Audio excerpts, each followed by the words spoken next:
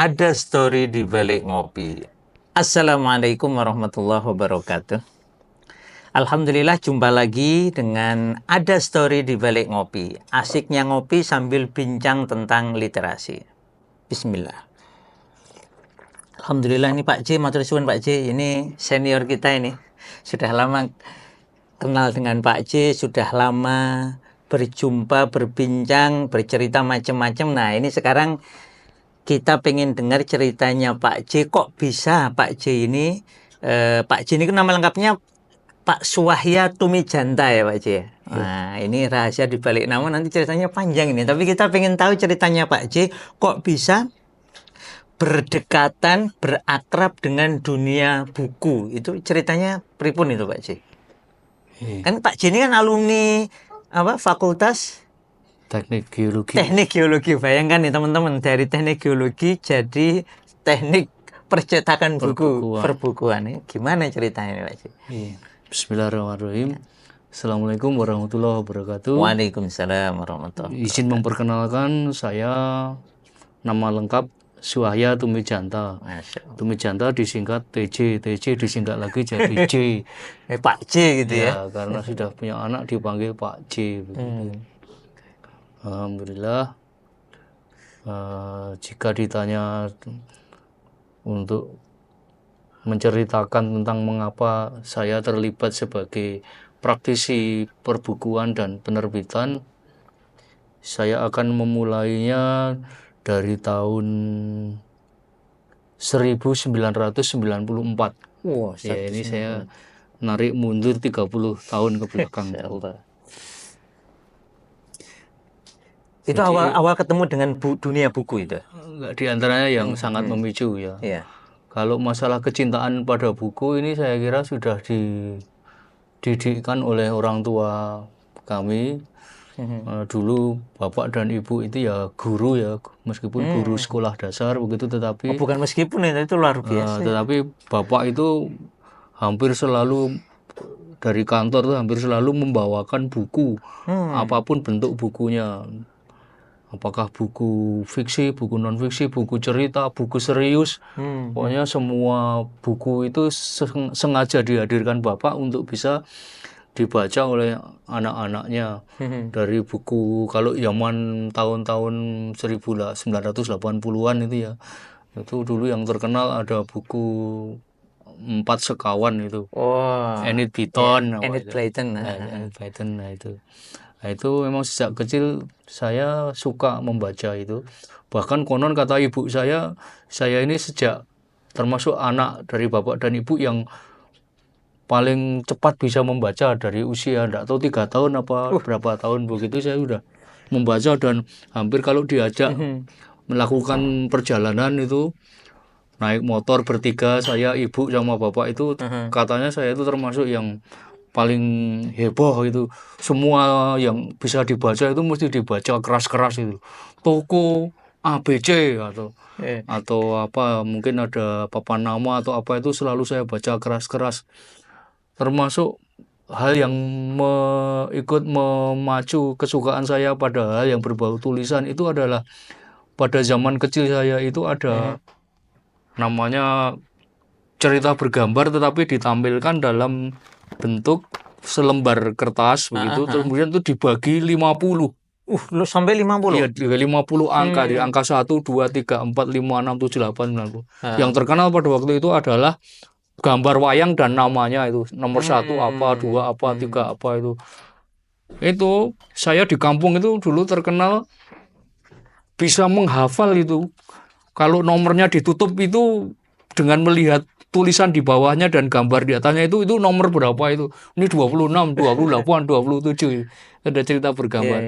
Yang kalau zaman masa kecil bagi mereka, sebagai yang nakal itu kan ada istilah adu gambar itu lah. Jadi gambar yang 50 itu dipotong kecil-kecil nanti itu.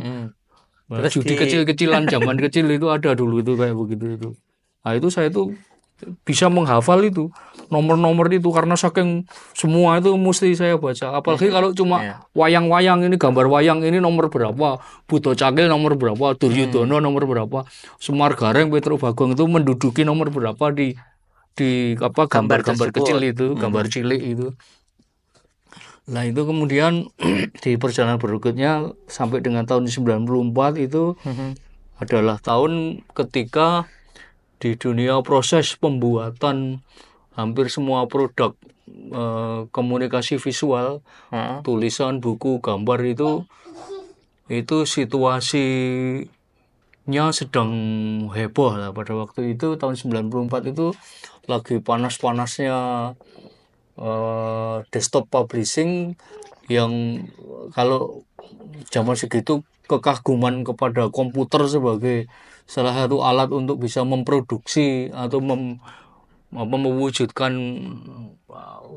buku ataukah visual begitu, itu lagi terkenal pada waktu itu.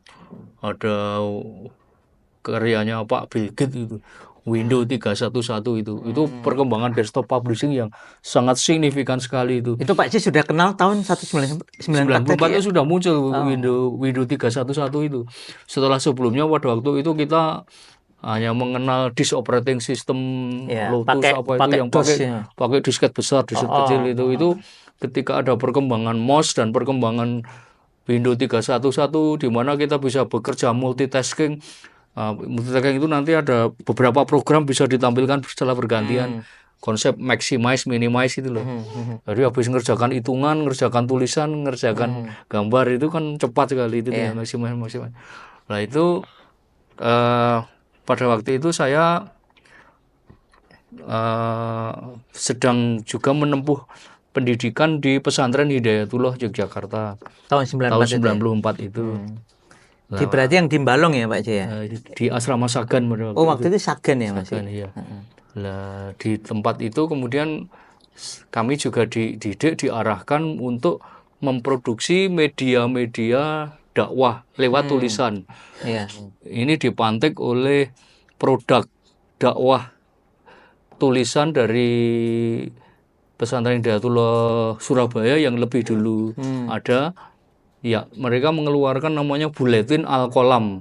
Jadi kayak lembar Jumat itu, lembar Jumat Al-Qalam itu. Berarti sekitar yang biasanya empat halaman ya, empat halaman itu ya. Jadi A4 ditekuk jadi A5 gitu.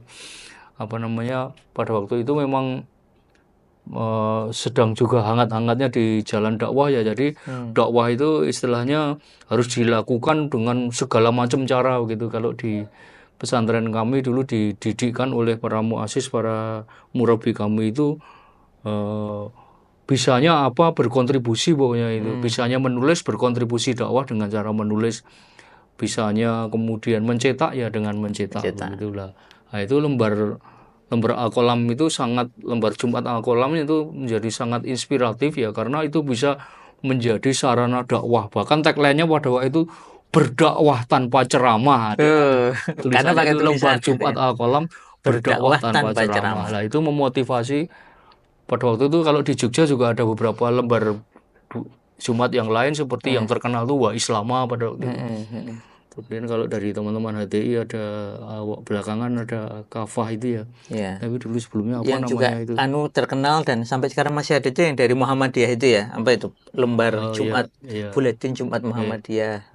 Lah itu. Lah dari situ kemudian di pesantren Hidayatullah Jogja kami ingin juga menerbitkan sesuatu yang bisa menjadi sarana dakwah bil qalam itu dengan tulisan itu. Maka kami menerbitkan pada waktu itu buletin, namanya Buletin Iqra, sesuai dengan surat pertama yang diturunkan Allah Subhanahu wa taala kata kepada pertamanya itu ya. Muhammad SAW, kata-kata pertama itu kami jadikan nama buletin kami itu Iqra. Itu tebalnya 16 halaman. Cuma 16 halaman ya, jadi tambah cover 4 kan, cover depan, baliknya cover sama cover belakang. Lah itu yang cover belakang sama balik-baliknya itu istilahnya di space-nya dipakai untuk pihak-pihak yang berkenan untuk ikut mendukung upaya dakwah bil tulisan ini, dakwah bil qalam ini. Sementara yang 16 halaman itu berarti kan 4 lembar halaman A4 kemudian ditekuk jadi 2, otomatis menjadi 16 halaman begitu. Nah, itu kami isi dengan ide-ide, gagasan ya, pemikiran, maupun kadang-kadang ya memforward apa yang menjadi tulisan di induk dakwah bil kolam kami, baik lembar Jumat Al Kolam atau majalah Suara Hidayatullah ya pada waktu itu. Kalau itu Suara Hidayatullah sudah lebih awal ya Pak C ya? Sudah lebih awal. Jadi pada waktu itu sudah ada majalah Suara Hidayatullah. Ini juga cukup menginspirasi majalah Suara Hidayatullah itu. Jadi bisa dikata penerbitan pertama kali yang saya ikuti, saya terlibat di dalamnya itu juga seperti merupakan turunan dari penerbitan dari majalah Suara Hidayatullah sama buletin Jumat Al Kolam itu. Ya dari situ kemudian karena di tahun-tahun itu biaya produksi dari mulai pre-press, pressnya sampai dengan post-pressnya itu memerlukan dana yang tidak sedikit. Dan salah satu cara untuk mengefisiensikan proses produksinya adalah bagaimana bisa menguasai semua akses yang bisa terkait dengan dunia pre-pressnya, bisa dunia pressnya, mencetaknya maupun sampai dunia post pressnya, mendeliverinya dari hulu ke hilir. Hulu ke hilirnya itu supaya bisa ngirit, nggak bayar orang itu kita mesti bisa sendiri begitu. Maka kemudian tertariklah kami terkait dengan pengembangan teknologi Windows 31 yang sudah berkembang, ditambah beberapa software yang juga istilahnya mempermudah. Kalau zaman dulu untuk bisa mengetik itu kan merapikan baris kanan dan baris kiri aja kan mesti dihitung dulu supaya spasinya bisa pas, supaya alignment-nya itu yang sebelah rata kanan bisa harus dihitung. Cetak-cetuk itu pun kalau keliru nanti agak meleset-meleset sedikit. Berarti tahun itu sudah Pak C sudah akrab juga dengan komputer. Belajar ya. Saya suka karena pada waktu itu juga mulai bermunculan. Kalau sebelumnya program pengolah kata itu ada WordStar. Lalu di tahun-tahun segitu itu bersamaan dengan Windows 3.1.1 yang menyediakan konsep desktop publishing yang multitasking itu, kemudian muncullah software-software yang kemudian membersamai itu. Kalau di dunia olah kata, olah kalimat, olah teks begitu, itu ada yang terkenal pada waktu itu namanya Aldus PageMaker. Ini kalau anak-anak muda zaman sekarang udah enggak pada kenal itu. Kalau yang anak-anak desain generasi awal itu ngerti lah.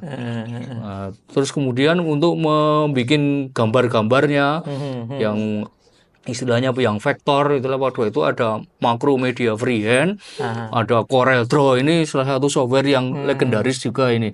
Itu ada nomor-nomor serinya dari Corel Draw 3, Corel Draw 5, Corel Draw 7, Corel Draw berapa, enggak tahu sekarang itu sudah Corel Draw 20 berapa.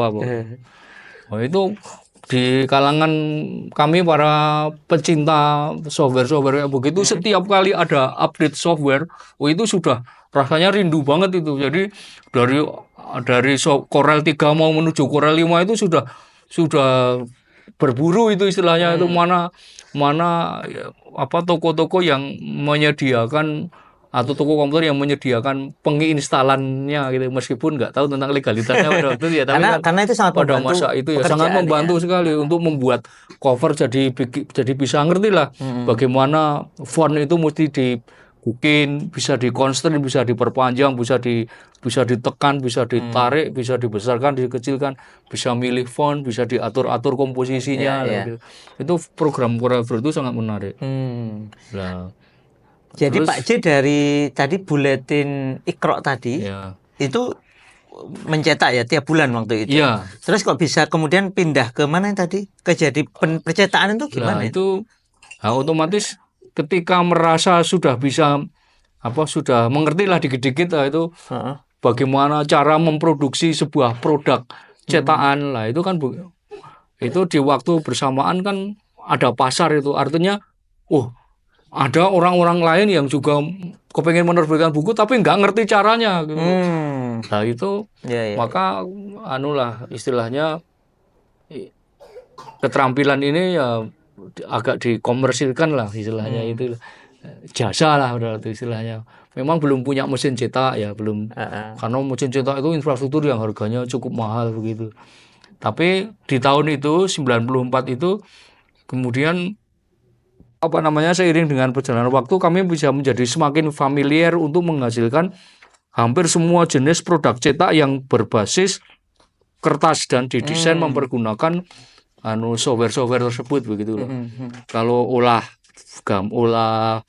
bentuk font, bentuk apa vektor-vektor dia pakai CorelDRAW. Iya. Kalau olah foto namanya Photoshop. Wah, itu untuk bisa belajar tentang Photoshop pada masa itu juga perlu effort yang khusus itu memang belajar sama temen nanya-nanya pada orang kursus-kursus begitu sampai bisa memahami kalau Photoshop itu bekerja berdasarkan layer-layer bagaimana mengcropping biar halus. Kalau zaman sekarang kan teknologi AI itu sudah tinggal di prompting saja ini crop gambar ini hilangkan gambar ini ganti ini sudah otomatis. Kalau dulu itu yang manual kayak motongin kecil-kecil gitu ibarat gunting itu ya dipotongi gunting kecil-kecil pinggirnya dibikin halus.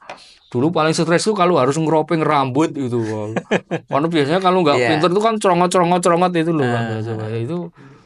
Itu bisa smooth, bisa ada kasih namanya feedernya diatur apa. Wah, itu menarik sekali itu hari-hari itu menimbulkan antusiasme. Ya akhirnya passionnya menuju ke situ. Waktu itu berarti Pak C belum kuliah ya? Kuliah saya waktu itu kuliah di Barengan teknik kuliah ya? geologi ya. Di geologi sendiri juga ada produk majalah kampus ya waktu namanya Nebula. Itu juga malah itu yang kemudian ngorder kepada saya gitu lah. Oh ini caranya supaya ini bisa terbit loh. Oh sini tak aturkan layoutnya tak bikinkan, desain covernya tak bikinkan. Kalian fokus menulis saja nanti judul-judulnya. Jadi saya mulai layout juga itu namanya majalah Nebula gitu. Nebula. Iya. Nah, dari situ ya kemudian terasah lah. Oh selain orang menerbitkan majalah yang terkait dengan dunia teks, kata dan gambar itu kan sampai pada waktu itu ada semacam jargon ya sepanjang masih ada dunia berarti bisnis yang nggak bakal mati itu diantaranya adalah percetakan. Sepanjang masih ada toko pasti memerlukan nota atau kwitansi maka keterampilan untuk melayout mendesain nota itu juga jadi keterampilan standar orang-orang yang bekerja di dunia desktop publishing itu. Oh ini garis begini tebal begini, tabulasi begini, judul toko di sini lembar 1, lembar 2, lembar 3 begitu. Itu dari prepressnya mengerti dunia itu pula yang kemudian mengantarkan kami mengerti dunia apa bahan dan alat itu. Bahan cetaknya ya Bahan berarti dalam ya? produksi itu misalnya kertas loh. Iya. Kertas itu jenisnya apa saja, itu ukuran-ukuran yang keluar dari pabrik itu apa saja begitu. Mana yang paling efisien untuk membuat ini karena ukuran-ukuran yang standar gitu. Ada dari A5, A3, A2 itu ternyata kan ada angka-angkanya itu. Iya, iya. Ya dulu itu sudah kayak semua itu di luar kepala. A3 itu berapa? 42 cm kali 29,7. Wah, sampai Gitu. hafal ya? Udah hafal banget itu A5 berapa, A4 berapa, Iya. A0 berapa, A2 berapa gitu. Begitu juga yang kertas B begitu. Begitu juga jenis kertas yang lain, mana yang HVS, mana yang Ivory, art paper, kertas dorslah, sampai yang paling istilahnya menyenangkan untuk dikenang itu namanya kertas NCR, non carbon recognized. Itu dipergunakan untuk membuat nota yang rangkap tetapi tidak perlu memakai istilahnya apa namanya itu karbon Oh untuk iya. supaya bisa Artinya ketika sekali nulis gitu. otomatis di halaman yang lain. Sebelumnya sebelum kertas NCR itu kan harganya agak mahal. Itu ada nama kertas namanya kertas dorslah. Itu kertasnya kan biasanya kalau bikin kwitansi rangkap 3 itu kan paling atas kertas HVS, bawahnya kertas dorslah itu yang lebih tipis supaya ngirit katanya itu. Lah itu legend banget kertas itu namanya kertas dorslah itu. Karena apa? Karena 3 kwitansi itu kan nanti setelah 3 lembar setelah dicetak kan mesti disusun. Misalnya putih, kuning, biru, putih, kuning, biru begitu. Itu kertas yang tipis itu disusun susah banget itu. Nah, dulu saya pas ngorder itu tuh sampai nangis-nangis itu, ya Allah.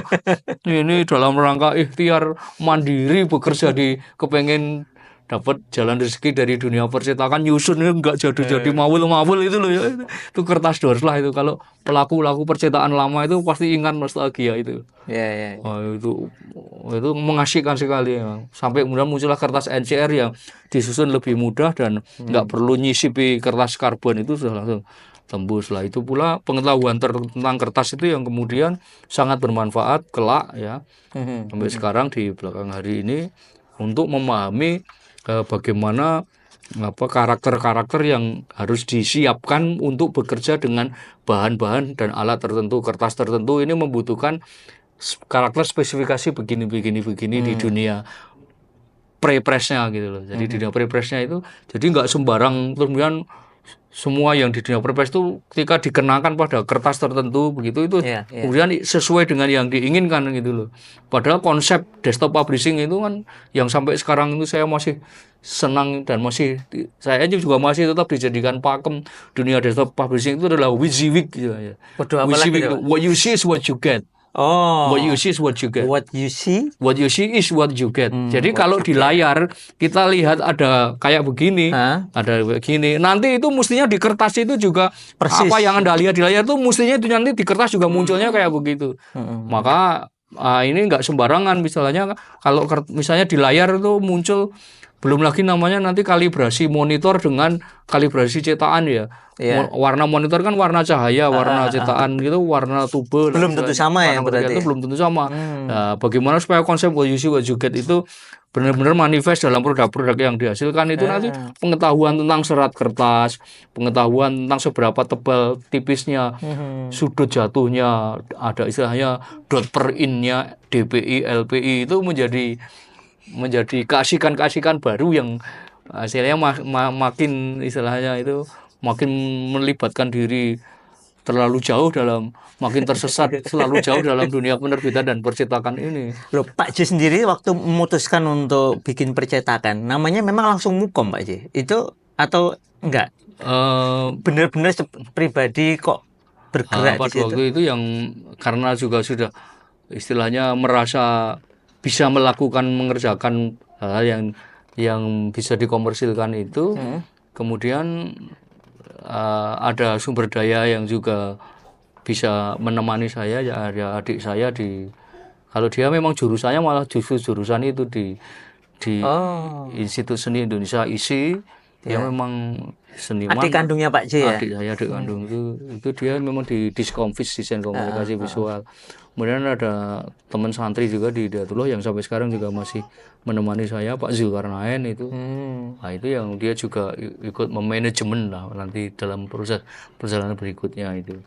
Karena pada waktu itu karena hanya bisa mendesain ya mengerjakan pre-pressnya saja sampai kemudian supaya yang di layar itu sama belanja kertasnya itu. Tetapi muter mesinnya itu harus nyari mesin yang perusahaan-perusahaan yang menyediakan diri menerima jasa, istilahnya mereka kan juga senang juga mesinnya bisa muter gitu, nggak perlu desain dulu, desainer mereka nggak perlu desain, kami sudah membawa istilahnya itu Store jadi gitu ya sudah berarti? siap, ini sudah siap dicetak. Ibarat orang mau beli nasi goreng itu kami sudah membawa telur ceploknya itu loh, sudah bawa telur ceplok sendiri, sudah bawa Bumbunya. kerupuknya sendiri, sudah bawa Tinggal minta gorengan gitu ya? tinggal minta digorengkan aja itulah. Nah, itu ada perjalanan yang mau sampai sekarang tradisi kayak begitu masih berjalan di Jogja, penerima jasa cetak itu. Maka pada waktu itu ya kami mulai nerima order lah, baik dari jejaring teman di Hidayatullah terutama ya, karena itu seiring dengan tumbuh kembangnya dakwah juga di Hidayatullah, masing-masing cabang-cabang dari Cilacap, Purwokerto, Kebumen, Solo, apa itu kan mereka juga akhirnya tiru-tiru jurusnya Jogja dan Surabaya, mereka menerbitkan buletin, menerbitkan majalah, begitu. Wah itu saya yang ngerjakan Cilacap. Jadi tiap bulan tuh habis saya bikinkan majalah 16 halaman, saya antar ke Cilacap, ke Kebumen, begitu. Itu mereka kan seiring dengan proyek-proyek yang dilakukan. Jadi tradisi Hidayatullah itu kan membangun kampus-kampus, sebutannya kampus peradaban ya, bikin sekolah, bikin pondok, bikin panti, bikin apa.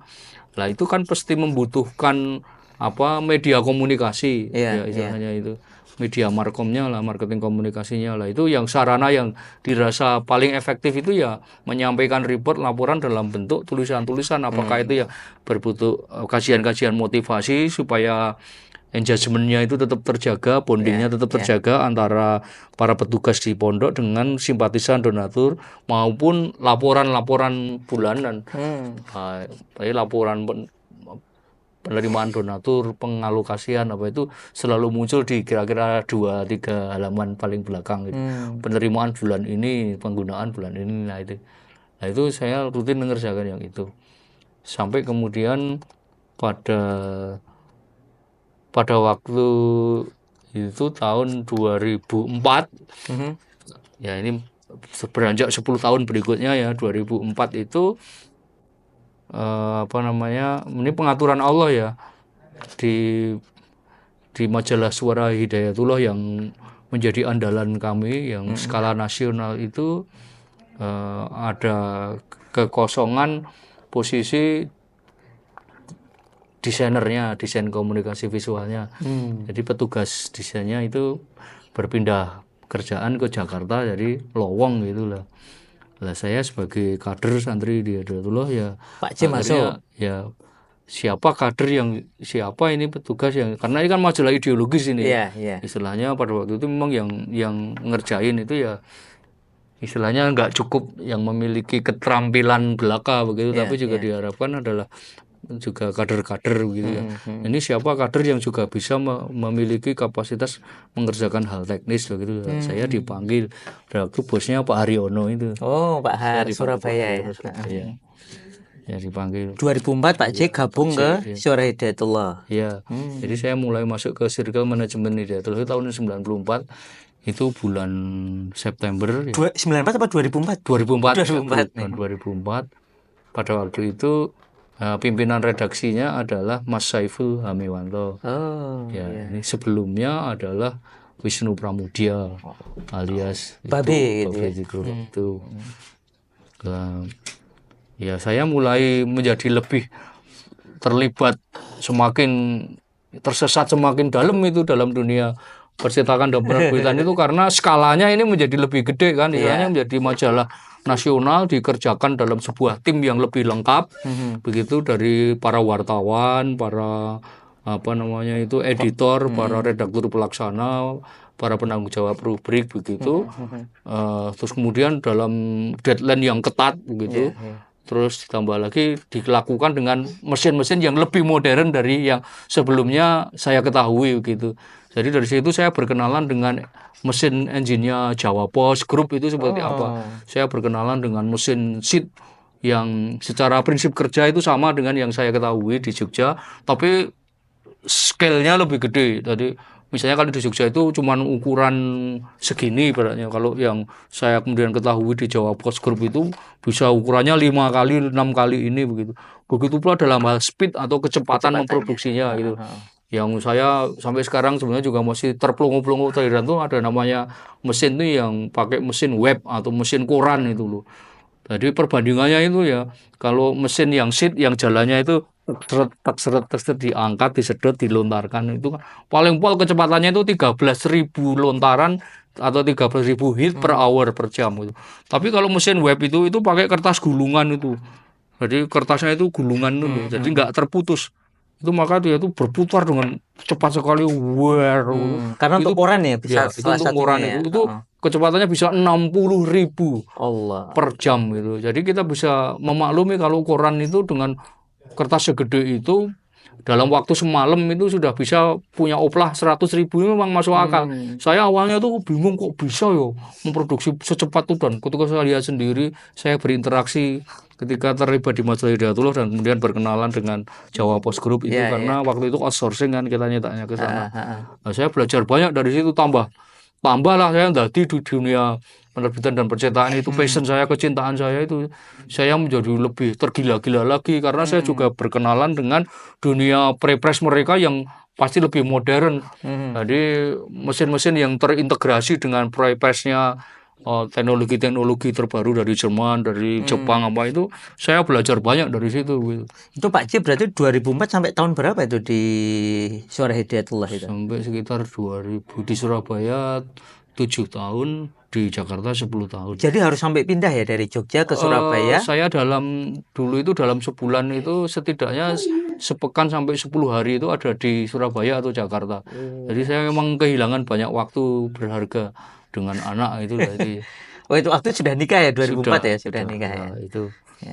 Dulu saya itu sampai hafal tukang becaknya pabrik paku dari Bungurasi mau menuju ke Rewin kantor kamu itu. Tiap kali saya dari Jogja biasanya berangkat jam 9 malam itu sampai sana setengah 3 pagi itu saya sudah bawa kunci sendiri. Kalau saya udah jalan gelendoh gitu, tukang becaknya udah paham itu, Assalamualaikum, Waalaikumsalam, udah langsung.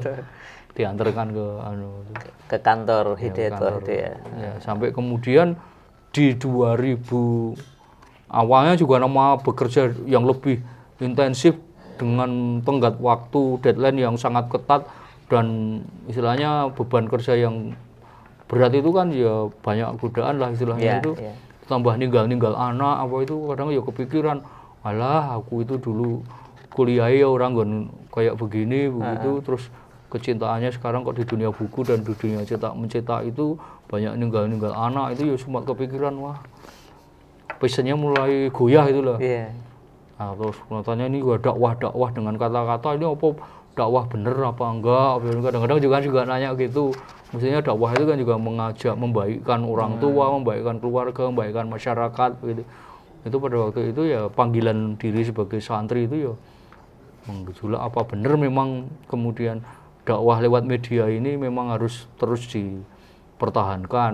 Nah, teman-teman sebenarnya juga dari situlah kemudian saya dipertemukan Allah dengan seseorang yang saya jatuh cinta kepadanya, itu namanya pemret sebelumnya itu namanya Zikrullah Pramudia itu.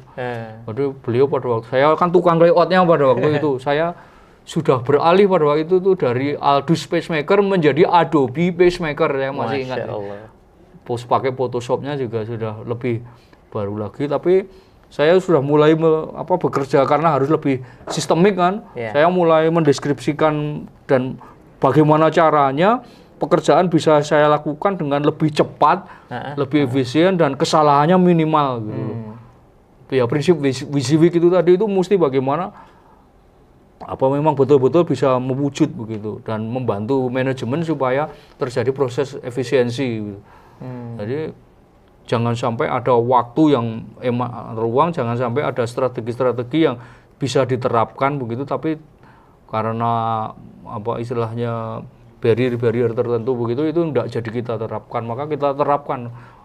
Saya mulai nyusun itu bagaimana mendeskripsikan, mempergunakan seoptimal mungkin tools atau fitur-fitur yang ada di software tersebut supaya pekerjaan ini bisa efektif lebih cepat gitu begitu. Bayangkan pada waktu itu orang itu harus mengirim kabar itu harus mengirim fax, faksimili masih eranya faksimili, mengetik ulang begitu, terus kemudian untuk memeriksa ejaan itu redaktur pelaksana harus memelototi kata per kata begitu. Saya sebagai desainer itu juga untuk menata supaya tidak terjadi kesalahan dalam hal hyphenation, pemenggalan suku kata itu kan kadang-kadang antara bahasa Inggris dan bahasa Indonesia itu kan beda-beda. Bahasa Indonesia kan, apalagi pimret saya itu terkenal, Mas Saiful itu terkenal sangat teliti, sangat istilahnya itu sangat perfeksionis itu untuk urusan memenggal kalimat itu loh. Misalnya ada kalimat memiliki begitu terletak di akhir gini dan harus dipotong supaya kelihatan rapi begitu, kok kemudian yang engine otomatisnya itu secara otomatis menjadi memil terus iki ya gitu, itu kan nggak bener kalau saya bahasa. Lah itu mesti kayak begitu, itu sebagai desainer saya teruntungkan sambil belajar akhirnya. Jadi hampir semua paragraf per paragraf di majalah itu akhirnya saya harus membacanya supaya tidak terjadi kesalahan menghipenasi itu. Jadi saya termasuk mungkin dari seluruh jajaran di redaksi itu yang semua naskah saya baca titik komanya itu mungkin malah desainernya itu memang. Jadi saya setiap kali membaca, misalnya saya sampai hafal gaya-gaya tulisannya dari beberapa penulis terkenal di majalah Hidayat itu. Karena saya membaca, akhirnya saya bisa kayak malah tambah belajar lah. Dari situ saya malah terus kemudian sempat agak putus asa, itu saya bersemangat lagi begitu. Istilahnya membaca tulisannya Mas Adian Husaini, wah itu kalau sudah tulisannya Mas Adian misalnya masuk begitu, itu redaktur itu udah nggak usah diedit, itu mesti beres itu loh gitu. Kayak begitu. Nanti baca tulisannya Mas Wibowo, itu ya juga legend mantan pemret. Itu tulisannya mesti bagus, rubrik internasional itu mesti bagus-bagus, analisisnya tajam, kayak bahasanya juga bagus. Tapi dari semua itu yang betul-betul membuat saya sangat bersemangat tuh ketika nggak tahu di edisi bulan keberapa begitu. Tapi masih di tahun sekitar 2005-2006 itu. Berarti awal-awal di Surabaya ya. Itu ada naskah, itu judulnya itu sudah menggetarkan itu di email grup itu pada waktu itu. Grup waktu itu memang pakai untuk mengumpulkan naskah kan, namanya pakai Yahoo Group ya waktu itu. itu datang naskah dari Wisnu Pramudia, itu judulnya wawancara eksklusif Khalid Mis'al gitu. Mantep tenan. Saya itu melotot tuh saya. Tapi sudah kenal Babe sebelumnya kan, Pak C? Sebelumnya sudah kenal Babe. Cuma tulisannya waktu itu 2005 ya. Iya, tulisannya yang menggetarkan itu 2005. Wah, Babe wawancara sama Khalid Mis'al. Itu kan idola banget itu. Khalid Mis'al itu di masa-masa kayak gitu loh. Iya. Apalagi kisahnya adalah kisah ketika beliau baru mengalami percobaan pembunuhan dan digagalkan oleh pengawalnya itu. Loh, saya itu meleot kata per kata, kalimat per kalimat itu sambil jadi ikut merasakan nuansa yang dialami Babe.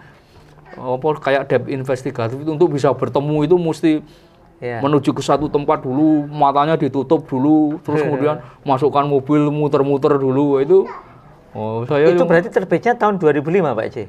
Yang edisi wawancara Khalid Mis'al itu 2005 apa 2006 sekitar itu. Itu yang pengen lihat, nanti bisa nyari itu. Nanti waktu itu juga ada pas ada barengan tsunami Aceh itu tahun berapa itu?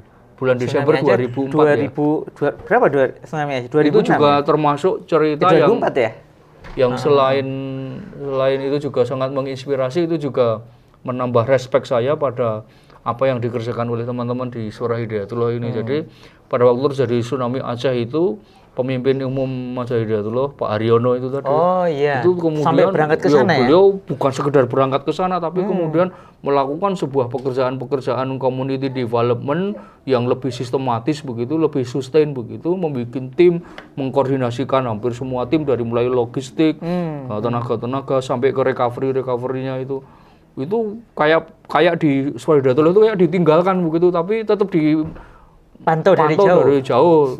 Tapi meninggalkannya itu bukan untuk dia lari dari jalan dakwah, tapi melakukan pekerjaan dakwah yang lebih besar lah begitu. Wah, itu saya salut sekali itu. Hormat sehormat-hormatnya, menjura sedalam-dalamnya saya. Dan menjadi cinta secinta-cintanya pada Pak Har itu, karena Pak Har itu dedikasinya luar biasa itu di masa itu ya. Nah, itu kembali ke masalah yang percetakan dan penerbitannya itu maka pada waktu itu upahnya Majalah Hidayatullah kalau nggak salah 80-an ribu. Itu memang besar rekor terbesar di Indonesia pada waktu itu. Alhamdulillah. Ya. Pak C tadi berarti 7 tahun di Surabaya. Sempat di Jakarta juga ya? Ya, jadi setelah di Surabaya itu waktu itu kantornya di daerah Real Estate Waru Indah ya. Bukan yang kantor sekarang? Bukan. Terus kemudian ada rezeki di kantor yang terbaru itu, ya seiring juga dengan interaksinya pasca wawancara dengan Khalid Mis'al dan komunikasi dan jejari yang dilakukan oleh Babe itu kan kemudian ada spirit atau semangat untuk bisa senantiasa tersambung ke teman-teman di pergerakan perjuangan di Palestina ya. Maka jadi muncul Sahabat Al-Aqsa ini ya. Di antaranya sampai muncul Sahabat Al-Aqsa itu tahun 2007 bukan? 2006 itu misalnya pas itu kan akhirnya Babe kemudian tersambung dengan beberapa ulama dan tokoh penggerak yang dari perjuangan Palestina begitu. Nah, itu datang ke Jogja. Kepengen datang ke Jogja lah itu ya sama Babe itu.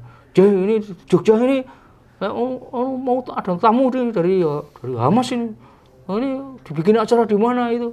Loh, saya waktu itu ya sudah mulai istilahnya itu lebih pede lah bertemu dengan beberapa tokoh Jogja, terus istilahnya bertemu dengan beberapa pengusaha Jogja lah. Dulu yang saya masih ingat itu tahun 2006 itu ada kenalan dengan namanya Muhammad Fani Rahman, itu ngejar-ngejar terus, Janto tolong saya dibantu bisa ngiklankan produk penerbit ini supaya muncul di cover gitu.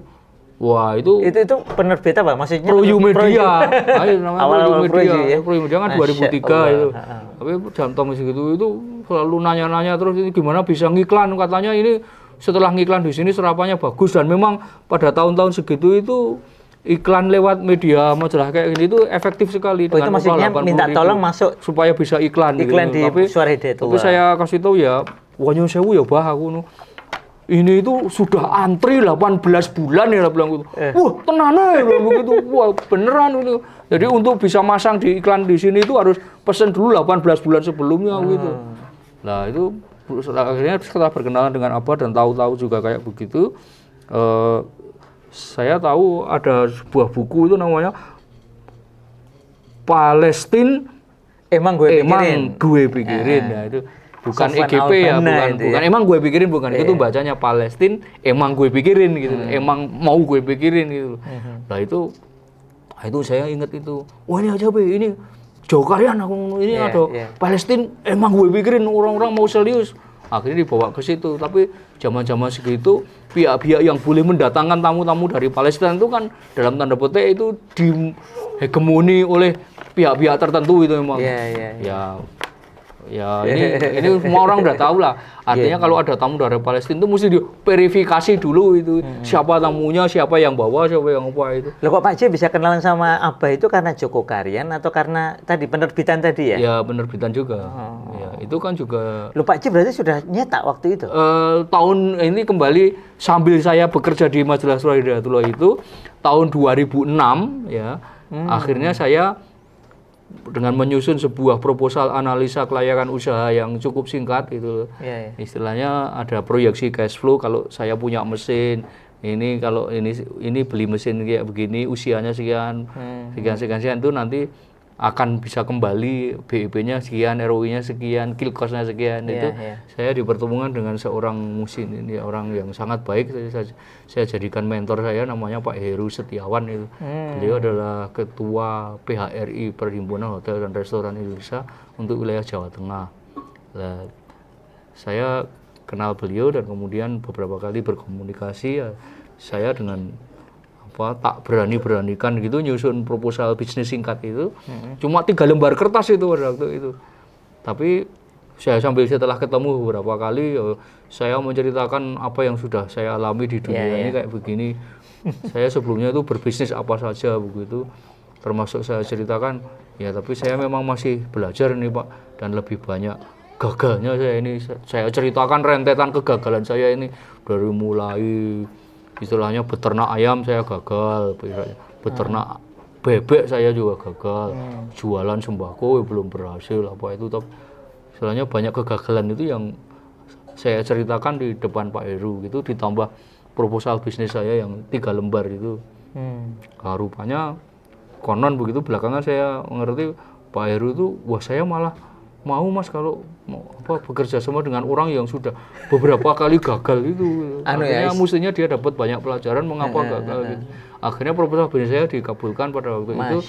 Saya dipinjemi dana 300 juta. Wah itu tanpa istilahnya kolateral apapun begitu. Akhirnya dana 300 juta itu saya belikan mesin cetak Oliver Sakurai ukuran 52, itu mesin yang paling simple untuk awal-awal kalau mau bisnis kita. Dari situ sudah bisa memproduksi buku, memproduksi kalender, memproduksi brosur, poster dan sebagainya itu. Kemampuan prepressnya alhamdulillah sudah bisa, engine-nya sudah ada, ya semakin pede lah mengaku sebagai percetakan begitu. Kalau sebelumnya kan percetakan kan agen aja itu. McLaren lah, McLaren istilahnya itu. Ya, nah dari situ kemudian saya nawar-nawarkan juga. Termasuk ke ProU itu, buku pertama dari ProU yang saya cetak itu bukunya yang Pak Dokter itu loh, siapa namanya itu? Oh, Tong Kosong? Bukan, apa Indonesia? Bukan, Pak Ega tuh siapa? Oh, Ega, Dokter Ega. Dokter Ega yang Super Health. Apa? Super Health. Super Health itu warnanya hijau itu ya, masih ingat. Hijau putih. Itu nyetak pertama sama apa itu. ProU kan terkenal QC-nya ketat tuh loh. Saya nyetak pertama oplah 2000 itu yang retur yang dibalik ke itu lumayan banyak itu. Waduh, kok balik akeh iki Pak? Ini band profesional katanya tuh begitu apa itu. Harus ini karena kita bersaing, kalau ente kan ibarat kok ini ada anggap komplain kan cuma dari saya. QC dari saya, kalau saya udah tak lepas ke customer nanti saya itu dikomplain oleh netizen udah begitu lebih berat. Ya itu menjadikan setiap kali kami mengerjakan order dari ProU atau penerbit-penerbit yang lain, proses pengerjaannya itu kami mesti hati-hati, teliti, nggak boleh ceroboh sama sekali. Karena ada kesalahan sedikit saja, buku 600 halaman itu akan jadi retur. harusnya dapat duit 50.000 menjadi nol kan itu kan. Iya, Hanya karena satu kesalahan kecil misalnya keselempit di tengah atau nyusunnya double atau ada apa yang derembok sedikit begitu. Nah itu Abah itu memberi pelajaran yang sangat berharga bagaimana proses QC itu mesti dilakukan dengan baik. Masya. Nah itu 2006 saya beli mesin kepada Pak Rusya, waktu itu saya sampaikan insya Allah ini kalau lancar ini nanti dalam 36 bulan 300 juta modalnya akan kembali. Alhamdulillah 16 bulan sudah bisa kembali lunas 300 juta. Ini Pak C mau lanjut cuma ternyata sudah Ya. 40 menit lebih ya. Kita cut dulu, nanti kapan-kapan kita lanjut kisahnya Pak C. Ini mau sampai subuh ini juga nggak selesai kalau ceritakan. menghidupkan Malah ini, cerita kehidupan menghidupkan ini. penerbitan ya atau percetakan. Harus lanjut ini ya, insya Allah. Demikian kita lanjut di pertemuan berikutnya. Assalamualaikum warahmatullahi wabarakatuh. Waalaikumsalam.